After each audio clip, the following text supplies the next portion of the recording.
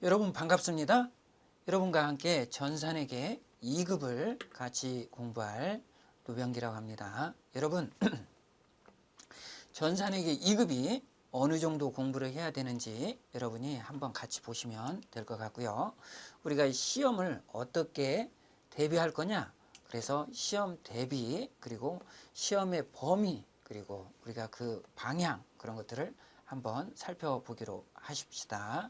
그러면 전산회계가 우리가 얼마 정도 공부를 해야 전산회계 2급을 이렇게 습득을 할 수가 있느냐, 그런 거죠. 그러면 우리가 회계학이라는 게 있어요. 여러분이 공부를 하시다 보면 이제 회계학이라는 걸 많이 들어보셨을 거예요. 그럼 이 회계학의 범위가 어느 정도 되느냐, 이렇게 보시면 우리가 고등학교, 상업계 고등학교에서는 우리가 부기라고 이렇게 얘기를 해서 부기를 배우고 있습니다. 이 부기는 뭐예요? 장부에 기록하는 거, 그래서 장부의 기장이죠. 그래서 이 부기가 있고, 그 다음에 우리가 뭐가 있냐면 회계 원리라는 게 있습니다. 회계 원리, 회계 원리가 있고, 그 다음에 중급 회계라고 이렇게 표현하는 것이 있어요. 그리고 뭐가 있냐면 고급 회계, 또 고급 회계가 이렇게 있죠. 그리고 뭐가 있냐면 우리가 원가 관리가 이렇게 있어요. 그래서 원가 회계라고 하죠. 그래서 원가 관리 회계 이렇게 붙여서도 얘기를 하는데, 대개는 원가 회계, 관리 회계 이렇게 표현을 하고 있어요. 이 원가라는 것은 대개 이제 공장에서 거기에 들어가는 제품의 원가가 얼마 들어갔는지 계산하는 거고, 이 관리 회계라는 것은 뭐냐면 우리가 이제 원가가 얼마인지를 알았어요. 그러면 저기에서 다른 데에서 이제 예를 들어서 우리 거래처에서 수주가 들어왔어. 우리한테 예를 들어서 우리 원가가 300원이 나왔는데 우리는 판매를 얼마로 했냐면 600원으로 이렇게 표현을 했어요. 그랬더니 우리가 3만 개를 살 테니까 우리는 특별히 좀 깎아서 400원에 해달라. 이렇게 이런 거래가 들어와요. 그러면 우리 그 의사결정을 할 수 있는 경영자가 그 파악을 다 해놓죠. 그러니까 거기에서 그 정도면 우리 좀 밑가는데 그러면 50원만 더 붙여주세요. 그래서 450원에 이렇게 하면 되겠네요. 그러면 또 저쪽에서 그대로 수긍 안 하잖아요. 그러면 10원만 더 빼주세요. 440원 해주세요. 그러면 440원이 해도 우리가 130원이 남는다는 걸 계산을 해놨기 때문에 바로 거기서 억셉을 하는 거죠. 그러면 그렇게 의사를 결정할 수 있는 회계가 뭐냐? 그럼 관리 회계예요. 요거는 내부적으로 우리가 회계 처리를 하는 거고, 이쪽은 외부적으로 공시하는 이런 회계 처리가 돼요. 그런데 이 전산회계 2급이라는 것은, 전산회계는 어디가 시험 범위냐? 그럼 이 회계 원리 부분만 이게 시험 범위라는 거예요. 그러면 이 회계 원리라는 것은 이 부기를 아우르고 있어요. 그래서 이 회계 원리는 이 정도 수준에서 공부를 하시면 된다, 이렇게 보시면 되겠네요. 그러면 전산회계의 시험 범위를 한번 보시고, 또 우리가 이론하고 실기가 있는데, 그럼 이론 실기를 한번 보겠습니다. 이론 부분이 출제가 되는 부분이 있고 실기 부분이 이렇게 출제가 되는 부분이 있어요. 그러면 이론은 어떻게 우리가 공부를 해야 되느냐? 그럼 회계 원리만 공부하면 된다고 그랬어요. 그래서 회계 원리만 공부를 하면 되고, 이 회계 원리에서 몇 문제가 나오느냐? 그러면 아주 기본적인 문제로 15문제가 이렇게 나오고 있어요. 그러면 이게 15문제가 하나당 몇 점이냐? 그럼 2점이에요. 2점.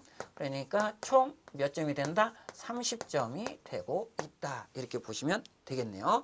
그 다음에 우리가 실기는 어떤 것들이 내용이 나오느냐? 그러면 기초정보 등록이 있어요. 그래서 기초정보 등록이 있더라. 그러면 기초정보 등록이 있고, 또 등록을 했으면 우리가 잘못해서 실수도 할 수 있어요. 그러면 그 실수를 수정할 수 있느냐 없느냐, 그런 능력을 테스트하는 것이 이 기초정보 등록 수정이다. 그래서 여기에서는 얼마 배점을 주고 있냐? 그러면 20점의 배점을 주고 있어요. 그 다음에 우리가 볼 때 거래 자료 입력이 있거든요. 거래 자료 입력, 이 부분이 있는데, 요거는 배점이 얼마예요? 이 배점은 우리가 40점이 돼요. 그래서 요 40점은 점수가 크기 때문에 우리가 요 거래 자료 입력은 우리가 선수가 돼야 되겠다. 그러면 거래 자료 입력을 하려면 우리가 분계를 잘해야 돼요. 분계를 하려면 우리가 계정을 알아야 되고 또 그런 것들을 우리가 알아야 되기 때문에 굉장히 중요하고요. 우리가 이런 것들은 일반 전표 입력 있죠. 일반 전표 입력이 이렇게 있고 그 다음에 또 뭐가 있냐면 매입 매출 우리가 전표가 있어요. 그래서 매입이나 매출 전표 입력 이런 것들이 여기에서 들어갈 수 있겠네요. 그래서 우리가 거래 자료 입력을 중요하게 봐야 된다 이렇게 볼 수가 있네요. 그래서 또 그 다음에는 뭐가 있냐면 입력 자료가 있어요. 입력 자료 및 우리가 또 뭐가 있어요? 재장부 조회가 있거든요. 그러면 재장부라는 것은 모두 제자예요. 재장부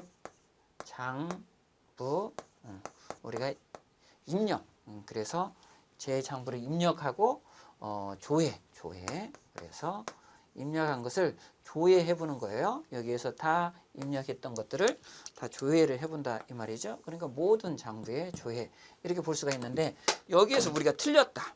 그러면 틀렸다고 하면 어떻게 하면 돼요? 여기에서 우리가 오류 정정을 하면 되는 거예요. 오류 정정을 하거나 또는 오류 수정이라고 하잖아요. 그래서 오류 수정을 하면 되는데 거기 배점 몇 점으로 되어 있어요? 우리가 10점이면 돼요. 10점. 그래서 여기는 좀 적죠. 그러니까 여기를 보시면 이론에서 30점, 실기에서 몇 점이에요? 70점. 그래서 요걸 합하면 몇 점이다? 100점이다.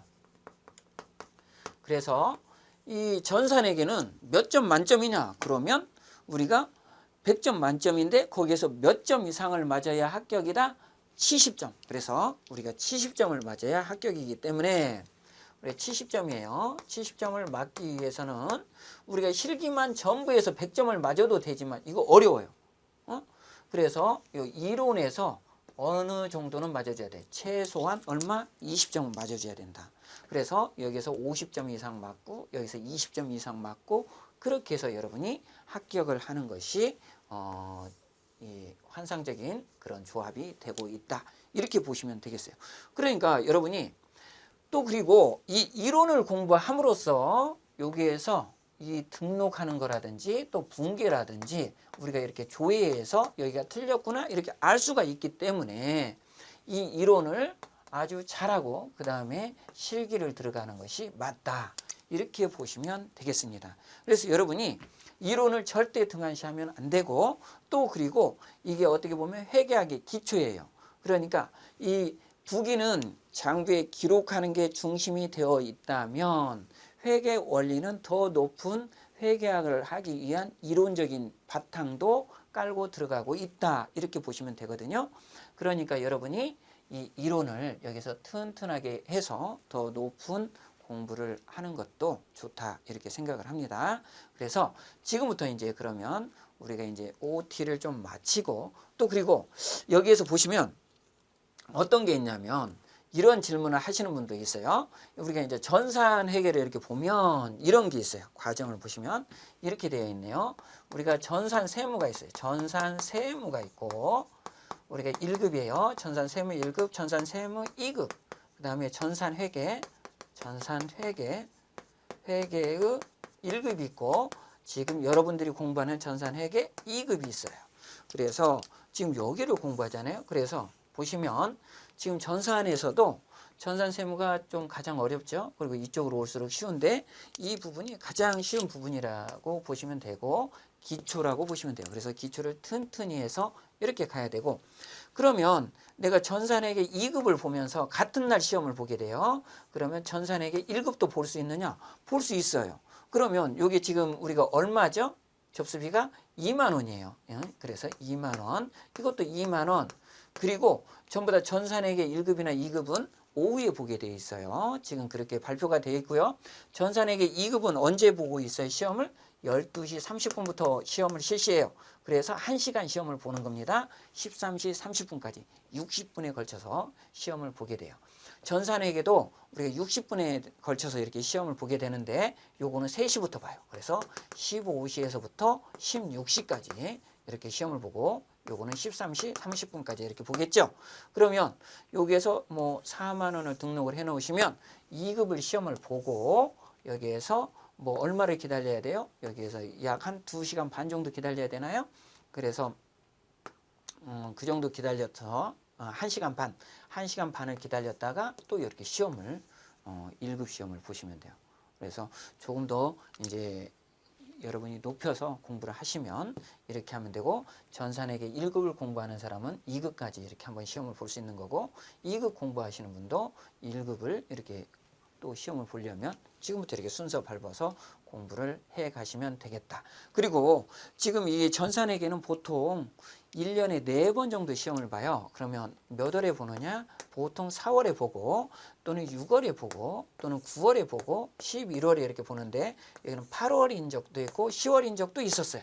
그러니까 여기에서 보통 4, 6, 9, 11 이렇게 해서 시험을 보는데, 대개 보면 이렇게 되어 있어요. 그러니까 대학생 분들이 공부를 하시면 요게 딱 이렇게 중간고사 이렇게 걸리고 뭐 또 그 기말고사 걸리고, 그러니까 평상시에 내가 한 달이나 2달 몰아가지고 이렇게 쌈박하게 공부하겠다, 그렇게 하지 말고 좀 이렇게 시간을 더 잡고 이렇게 하시는 게 좋습니다. 뭐 전산 2급을 잘하면 1급이 굉장히 쉬워요. 할 게 별로 없어. 여기에서 우리가 이제 원가 관리라는 게 좀 들어가고, 원가 회계가 좀 들어가고, 그 다음에 또 뭐가 들어가냐면 세무 회계가 들어가고 있어요. 그 세무 회계는 우리가 부가가치세만 들어가기 때문에 어렵지가 않아요, 1급이. 그래서 여러분이 2급을 하시고 또 전산회계 1급을 해도 좋다, 그렇게 생각을 합니다. 이 정도로 해서 우리가 OD를 좀 마치고 지우고 이제 본론으로 좀 들어가서 강의를 시작하겠습니다. 여러분 수고하셨습니다. 조금 이따 뵙겠습니다. 자, 여러분 이제 그러면 우리가 이제 본론으로 들어가서 회계 기초부터 이렇게 잠깐 한번 볼까요? 우리가 전체적으로 봐야 될 것은, 우리가 회계, 그러면 이 회계는 어떻게 이렇게 흘러가느냐, 회계의 순환을 한번 본다면 이렇게 되겠죠.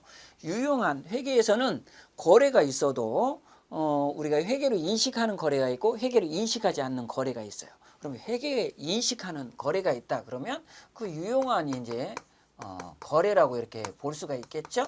그래서 거래가 발생을 하면 이 분계를 우리가 분계를 하고, 이 분계를 했으면 총계정 원장에 전기를 하겠죠. 그래서 총계정 원장에 우리가 전기를 한다.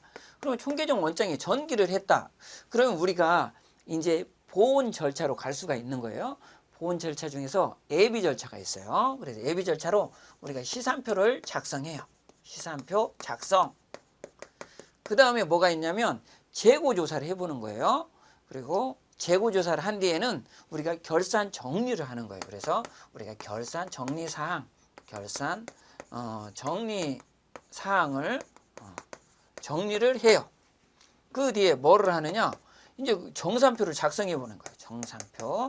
그래서 정산표를 작성해 보고, 그 뒤에는 또 뭘 하느냐? 그러면 이제 보온 절차로 가는 거예요. 보온 절차로 가서 재무 상태표, 재무 상태표를 작성하고, 또 우리가 IS, 그래서 손익계산서, 포괄 손익계산서를 작성해 보고, 그 다음에 현금 흐름표 작성해 보고, 그 다음에 자본 변동표 작성해 보고, 그 다음에 주석 등을 이렇게 기재를 하는 그런 것들을 우리가 재무 보고를 이렇게 하는 그런 재무 제표를 우리가 만드는 것까지 우리가 이렇게 볼 수가 있겠네요.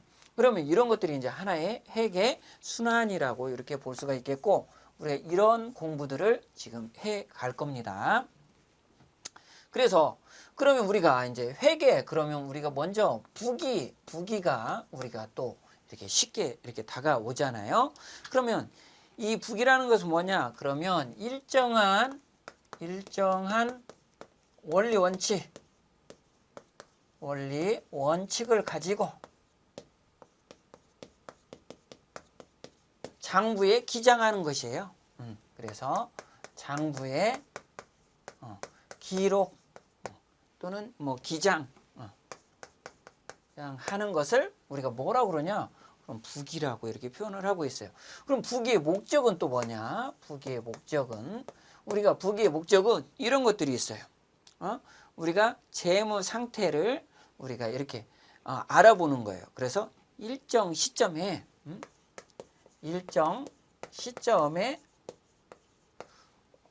재무 상태가 어떠느냐? 그래서 재무 상태를 알아보는 우리가 이게 뭐냐면 우리가 재무 상태표 이런 것을 작성을 해보는 거예요. 그 다음에 우리가 일정 기간에 우리가 뭐를요? 경영 성과를 알아보는 것이 목적이에요. 과를 우리가 알아보는 거 이게 바로 목적이다 이렇게 보시면 되겠네요. 그럼 회계라는 건 뭐냐? 우리가 회계라는 것은 이렇게 보시면 돼요. 여기에서는 우리가 뭐를 하는 거냐면 정보를 생산하는 거예요. 여기서 정보 생산. 우리가 이해관계자라든지 우리가 정보 이용자가 있어요. 그러면 회계는 이해관계자, 정보 이용자가 있어요. 이해관계자나 정보 이용자에게 유용한 정보를 우리가 뭐한다? 전달하거나 보고하는 것이 회계예요. 그래서 유용한 정보를 또 전달하거나 보고하는 것, 이거를 우리가 회계라고 볼 수가 있겠네요. 그러니까 이 회계라는 것은 이 일정 기간의 원리 원칙을 가지고 장부에 기록 기장한 거 이런 것도 다 포괄을 해요. 그러니까 회계라는 것이 부기보다 범위가 넓어요.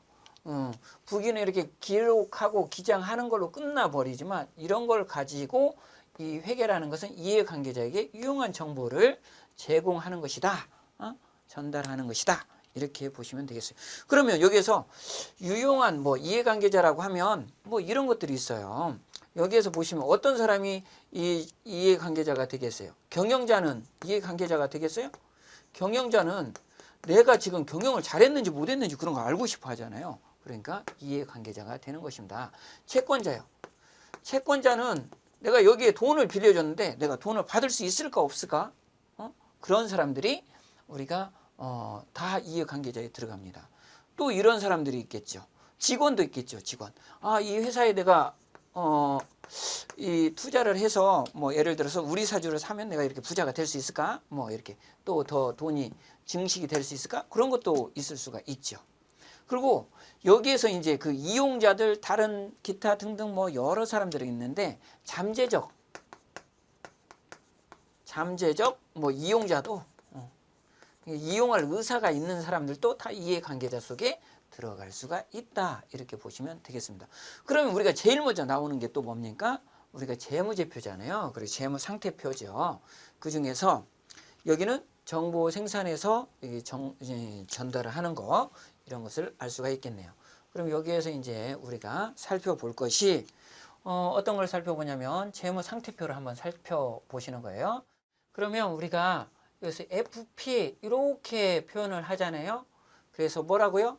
파이낸셜 포지션 이렇게 보시면 이렇게 되는데 그거를 보면 이렇게 나타나죠. 여기가 자산이 있고 여기는 부채가 있고 우리가 자본이 이렇게 있겠네요.